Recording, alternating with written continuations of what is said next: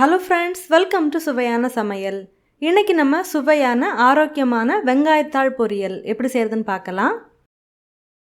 வெங்காயத்தாள் பொரியல் செய்கிறதுக்காக ஒரு கடாயை சூடு பண்ணி தேவையான அளவுக்கு தேங்காய் எண்ணெய் சேர்க்கலாம்.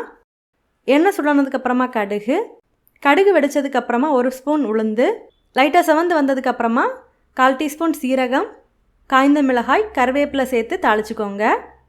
இது கூடவே ஒரு 8 சின்ன வெங்காயத்தை கட் பண்ணி சேர்க்கலாம். கூடவே காரத்துக்கு ஏற்ப பச்சை மிளகாவை கட் பண்ணி சேர்த்துக்கோங்க. நான் இன்றைக்கி 3 பச்சை மிளகாய் கட் பண்ணி சேர்த்துருக்கேன். இது எல்லாத்தையும் நல்லா வதக்கி விடலாம். லைட்டாக வதக்கி விட்டதுக்கப்புறமா கட் பண்ணி எடுத்துருக்கிற வெங்காயத்தாளை இதில் சேர்க்கலாம். சேர்த்துட்டு இதை நல்லா வதக்கி விடுங்க. நல்லா வதக்கி விட்டுட்டு இதை மூடி போட்டு மிதமான தீயில் வச்சு வேக விடலாம். அடி பிடிக்காமல் இருக்கிறதுக்காக இடையில ஓப்பன் பண்ணி நல்லா கிளறி விட்டு வேக வச்சு எடுங்க. இப்போ பார்த்தீங்கன்னா வெங்காயத்தால் லைட்டாக குக்காக ஆரம்பிச்சிருக்கு. இப்போது இதுக்கு தேவையான உப்பு சேர்க்கலாம். சேர்த்துட்டு நல்லா வதக்கி விடலாம். நம்ம சேனலில் பார்த்தீங்கன்னா நிறைய வெரைட்டியான பொரியல் ரெசிபீஸ் நான் ஷேர் பண்ணியிருக்கேன். தேவைப்படுறவங்க பொரியல் பிளேலிஸ்ட்டில் செக் பண்ணி பாருங்கள். இப்போ பார்த்தீங்கன்னா வெங்காயத்தால் நல்லாவே குக்காகி வந்திருக்கு. வெங்காயத்தாலோட கலர் எல்லாமே நல்லா சேஞ்ச் ஆகியிருக்கு.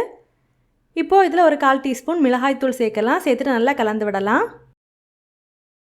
கடைசியாக இதில் ஒரு 1/4 கப் அளவுக்கு தேங்காய் துருவல் சேர்த்து நல்லா கலந்து எடுத்தோன்னா நம்மளோட சுவையான வெங்காயத்தாள் பொரியல் ரெடி ஆயிரும். நீங்களும் இந்த மாதிரி செஞ்சு பார்த்துட்டு உங்கள் கமெண்ட்ஸை மறக்காமல் எங்களோட ஷேர் பண்ணுங்கள். இந்த மாதிரி சுவையான ஒரு ரெசிபியோட நான் உங்களை சந்திக்கிறேன். அது வரைக்கும் சுவையாக சமைங்க, சுவையாக சாப்பிடுங்க. நன்றி.